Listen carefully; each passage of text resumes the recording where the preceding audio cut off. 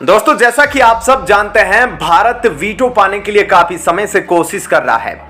लेकिन आपको बता दें कि यूएनएससी में 40 देशों का एक ऐसा ग्रुप है जो भारत को वीटो दिलाने से रोकने की जी तोड़ कोशिश करने में लगा है। लेकिन इस बार भारत की तरफ से न सिर्फ किसी प्रतिनिधि या किसी मंत्री का बयान आया है, बल्कि इस बार खुद पीएम मोदी ने आगे आकर इस बारे में बयान दिया है। ऐसे में प्रधानमंत्री मोदी के जवाब से इन सभी 40 देशों को काफी कड़ा जवाब मिला है। क्या है पूरी खबर और आखिर पीएम मोदी ने यूएनएससी के बारे में क्या कुछ कहा है, इन सब बातों के बारे में अब आपको थोड़ा विस्तार से इस वीडियो में बताते हैं।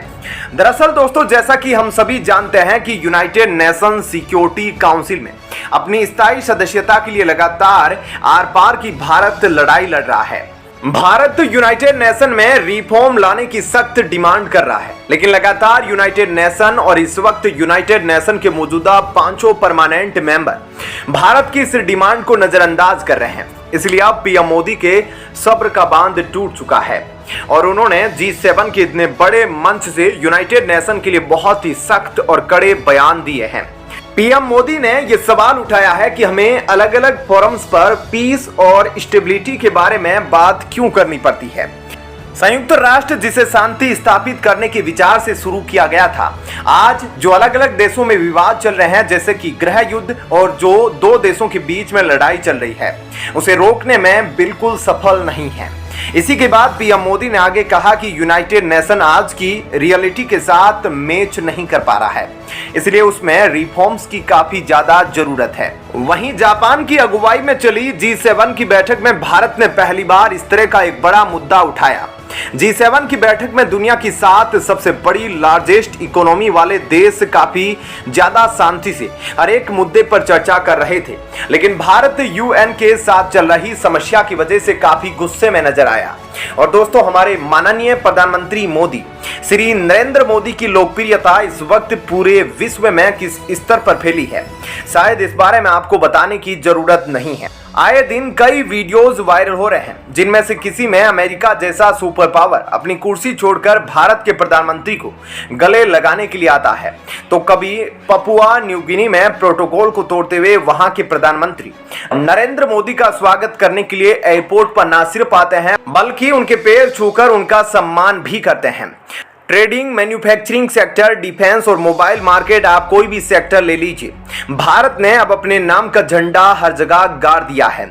और इसी के साथ यूनाइटेड नेशन में परमानेंट मेंबर बनने के लिए जो जो कंडीशन लागू की गई है, उन सब पर भारत खरा उतरा है। और कभी भी भारत की तरफ से यूनाइटेड नेशन को किसी भी तरह की निराशा नहीं झेलनी पड़ी।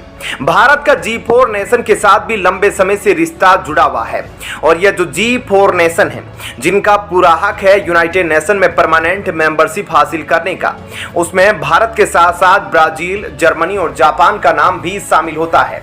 लेकिन दोस्तों, आपको बता दें कि G4 को नाकाम करने के लिए एक अनऑफिशियल ग्रुप बनाया गया है, जिसका नाम कॉफी क्लब है।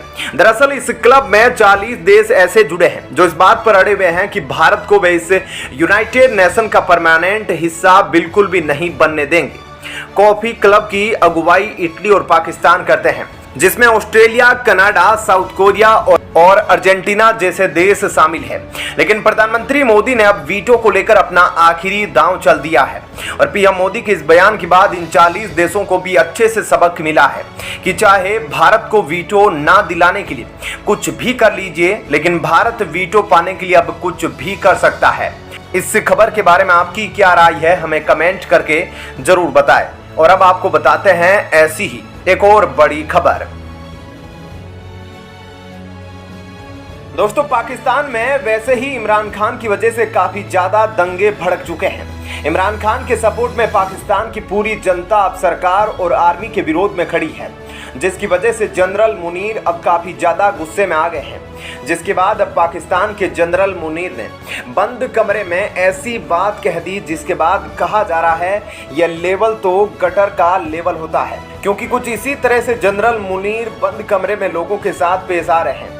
ऐसे में ये कौन से लोग हैं और जनरल मुनीर इनके साथ इतनी बदतमीजी से क्यों पेश आए, इन सब बातों के बारे में अब आपको थोड़ा विस्तार से इस वीडियो में बताते हैं, इसलिए वीडियो को अंत तक जरूर देखिएगा।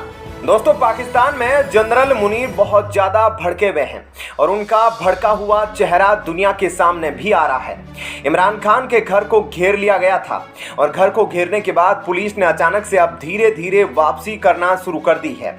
ऐसे में क्या पुलिस खाली हाथ लौटी है? तो आपको बता दें कि खाली हाथ तो नहीं लौटी है। 14 समर्थकों को गिरफ्तार किया गया है, लेकिन जनरल मुनीर ने थोड़ी देर के लिए पीछे होना ठीक समझा है।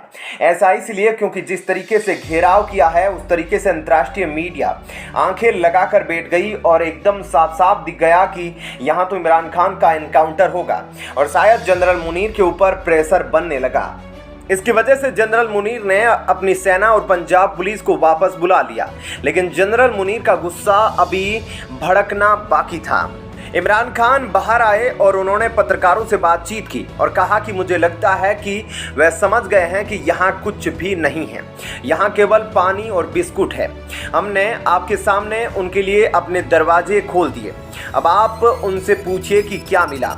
30 से 40 आतंकवादी मिले या चाय बिस्कुट मिला। खैर, जनरल मुनीर को अपनी हार बर्दाश्त नहीं हो रही है और जनरल मुनीर ने रिटायर्ड फौजी बच्चों और पत्नियों को बुलाकर एक मीटिंग की और सियालकोट में यह मीटिंग की गई। इस मीटिंग में दरवाजे बंद थे, लेकिन दरवाजे बंद होने के बावजूद जनरल मुनीर का वह चेहरा निकलकर सामने आया जो एकदम घटिया था, क्योंकि किसी ने नहीं सोचा था कि Pakistani army chief general Munir उनको क्रिटिसाइज करेंगे। उनके बच्चों और उनकी पत्नियों को धमकाना शुरू कर दिया। उन्होंने कहा कि मैं डूबूंगा तो सबको लेकर डूबूंगा, तुम लोग ये मत सोचना कि तुम लोग बच जाओगे। ऐसे में कहा जा रहा है कि बच्चों और औरतों को पहले धमकाया जा रहा है जनरल मुनीर के द्वारा। आप सोच सकते हैं जनरल मुनीर कितना घटिया तरीका अपना रहे हैं इमरान खान के प्रति अपने गुस्से को निकालने के लिए।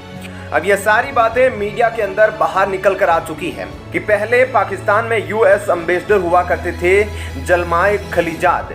उन्होंने इस बात को ट्वीट किया है और उन्होंने कहा कि गटर वाली लैंग्वेज का इस्तेमाल किया गया मुनीर के द्वारा, और मुनीर ने जिस तरीके की बातें कहना शुरू की उसे लगता है कि पाकिस्तान अब खत्म हो चुका है।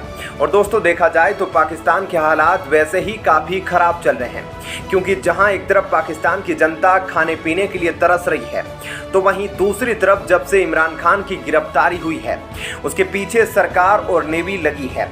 तब से पाकिस्तान की जनता और भी ज़्यादा गुस्से में है और पाकिस्तान में सरकार और आर्मी के खिलाफ ज़बरदस्त दंगे भड़क रहे हैं। इसी बीच जब से यह खबर सामने आई है कि जनरल मुनीर ने बंद कमरे में औरतों और बच्चों के साथ ऐसा व्यवहार किया, उसके बाद से पाकिस्तान की जनता और भी ज़्यादा भड़की हुई है। ऐसे में अब देखना होगा कि जनता इस चीज़ के विद्रोह में क्या कुछ करती है। वैसे इन सब बातों के बारे में आपकी क्या राय है, हमें कमेंट करके ज़रूर बताएं। और